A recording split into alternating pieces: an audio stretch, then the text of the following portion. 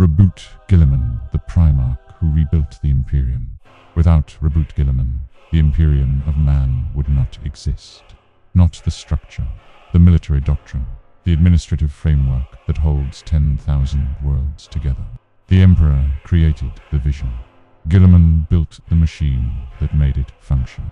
When that machine began to collapse 10,000 years later, Guilliman was called back to hold it together. He is the only Primarch to have shaped the Imperium twice.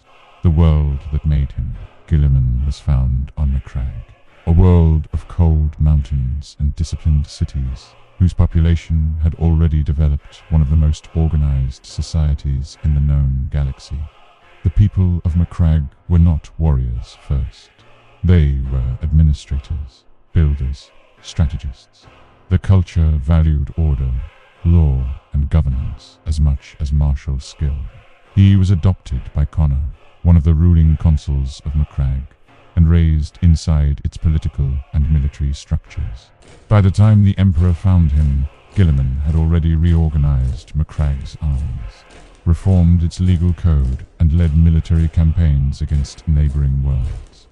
He was not simply a fighter, he was a ruler. That distinction defined everything that followed. The Ultramarines and the Great Crusade. When Guilliman took command of the 13th Legion, he rebuilt them from the ground up. He introduced doctrine, structure, and a codified approach to warfare that turned the 13th into the largest and most consistently effective legion of the Great Crusade. The Ultramarines became the benchmark. Other legions were more brutal or more specialized. The Lunar Wolves were arguably the finest assault force in the galaxy. The Thousand Suns were unmatched in psychic warfare. The Space Wolves were the Emperor's executioners. But no legion was as reliable, as adaptable, or as capable of sustaining long campaigns across multiple theaters simultaneously. Guilliman conquered 500 worlds during the Great Crusade and built administrative structures on every one. He did not simply take a world and move on. He left it functioning. At the height of the Crusade, he governed Ultramar, a network of worlds in the Eastern Fringe, organized according to his principles of military and civil administration. It was a functioning empire, governed well, defended effectively, and capable of sustaining itself independently. Guilliman called it a template for what the Imperium should be. It was also the most visible expression of his disagreement with how the Emperor had chosen to run things. The Horus Heresy. When Horus declared against the Emperor, Guilliman's response was immediate. The Ultramarines would stand with the Emperor. There was no deliberation. The Word-Bearers, the legion that had driven the corruption of Horus across decades, had been given a specific task: ensure the Ultramarines never reached Terra. The attack came without warning. The Word-Bearers struck simultaneously across the entire Ultramar region in an event called the Betrayal at Calth. Ultramarines. Forces were ambushed at orbital stations, on planetary surfaces, and in the void. The scale of the initial damage was catastrophic. Guilliman survived. He drove the Word-Bearers back and pursued them in the Underworld War. Fought in the cave systems beneath Calth's destroyed surface after the Word-Bearers had poisoned the planet's star and rendered it uninhabitable. The campaign took years. Guilliman won it. The Ultramarines never reached Terra. When Horus died, Guilliman was still fighting in Ultramar. He arrived too late. The Codex Astartes, the Emperor, was interred on the Golden Throne, alive but unreachable. The traitor legions had fled into the Eye of Terra, but the damage they had caused was beyond calculation.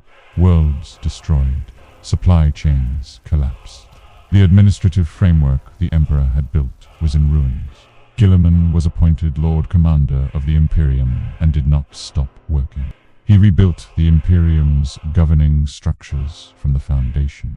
He created the High Lords of Terra to govern in the Emperor's absence. He established the Adeptus Terra and defined the separation of powers between the military, the church, and the administration. And he wrote the Codex Astartes. The Codex codified every aspect of Space Marine organization, tactics, deployment, and doctrine. It was also an order. Every legion was to be broken up. No single commander would ever again control a force the size of a legion. Each would be divided into chapters of approximately 1,000 warriors, independent and unable alone to threaten the Imperium's stability. The decision came from what Guilliman had watched happen during the Heresy. Horus had commanded over 100,000 Astartes. When he turned traitor, he had the force to threaten Terra itself. Guilliman was ensuring that could never happen again.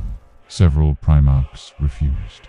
Lemonruss and the Space Wolves rejected the Codex openly. Rogaldorn declared it an insult. The conflict nearly split the post-Heresy Imperium a second time. Guilliman held firm. The second founding proceeded. The legions were divided. The heresy had not happened because the Emperor built disloyal warriors. It happened because the structures were not robust enough to survive betrayal from within. No amount of loyalty fixes a structural weakness.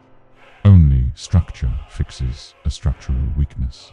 The Codex Astartes was not a military manual. It was a constitutional safeguard.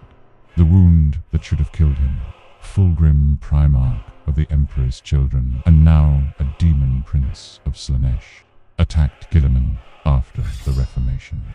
The duel ended with Fulgrim cutting Guilliman's throat with a poisoned blade. The wound did not kill him. It could not be healed. Guilliman entered a stasis field, suspended between life and death, placed in the shrine of Guilliman on the crag. He remained there for nearly 10,000 years. The Codex became scripture. The High Lords governed in his name. The structures he built became so embedded in imperial culture that most of the people maintaining them had no understanding of why they had been designed the way they had. They followed the Codex because the Codex was law. The machine ran without its designer. It ran.